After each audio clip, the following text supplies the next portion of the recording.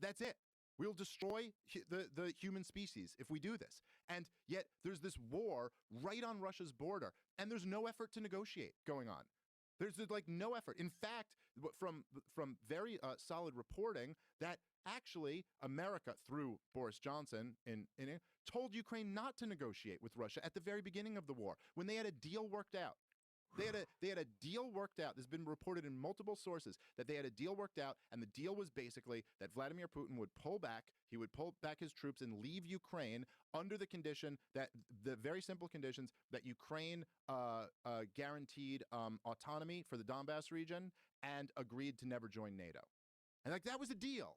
Like, okay, I'm not saying everyone thinks that's the perfect deal, but it's better than what we got right now. It's better than nuclear war. And right now, just the other day, dude, the official narrative on this whole war, it's just like it makes no sense. And again, like I said, remember, the same people who are pushing this are the ones who are telling you Saddam Hussein had weapons of mass destruction and stuff. But the official narrative, Joe, is basically that,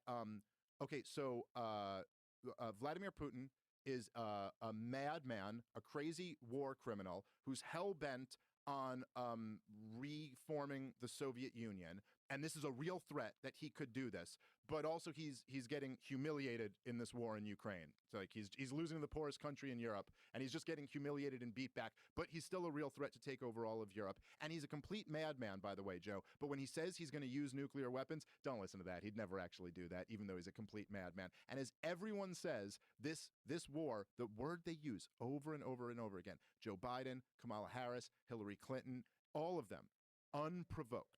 Vladimir Putin led an unprovoked war in Ukraine. But then it's just like with Osama bin Laden, what they did with him then. Don't listen to him.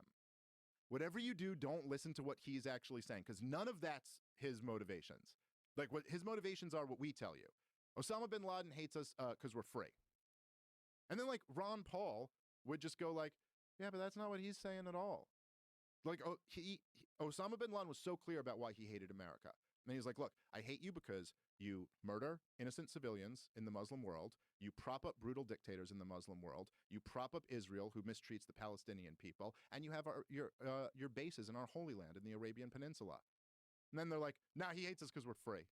Like, he didn't mention anything about freedom there. And then if you say that, they're like, well, are you defending Osama bin Laden? And you're like, no, I'm just saying, listen to your enemies.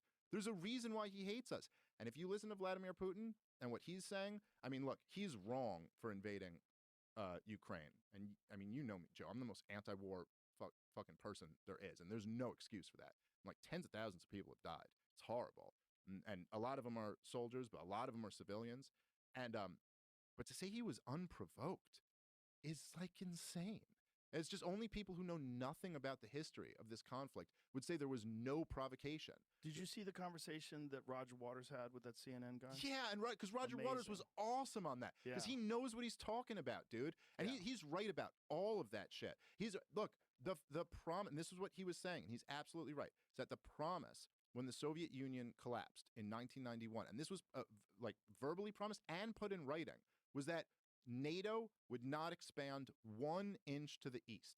And NATO at that point, the line then was through Germany, right? Like the western half of Germany was in the west, and the eastern half was with the Soviet Union. And they were like, we'll let all of these nations, secede, and the Soviet Union will collapse, and we're giving up on communism. It's one of the greatest things that ever happened. And the deal was, okay, you do that, then we won't move NATO. We won't move our military alliance into your area that used to be your realm of influence. And every single president since then has moved NATO east to the point that NATO is now on Russia's border. And in Ukraine, even though they didn't officially join NATO, there was always talk of it. Kamala Harris, right before the start of the war, said we're looking to put Ukraine into NATO. And they put under George W. Bush, they put in Poland these dual-use rocket launchers. There's a big complaint that Vladimir Putin has, that he's like, these can be used to get nukes here in a matter of minutes. Like this is like a threat to us that we cannot tolerate. And then in 2014, there was a coup in Ukraine that was completely led by the West. I don't know if you've ever heard, but like I think I sent you actually once the tape of Gideon Rose, who was the editor for Foreign Affairs magazine on the old Stephen Colbert Report show back when Colbert was hilarious, and he was just openly bragging about what the game is here. And then he was like, well, Ukraine is kind of like the Robin to Russia's Bat.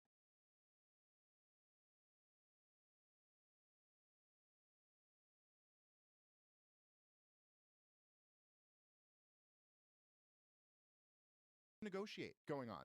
There's like no effort.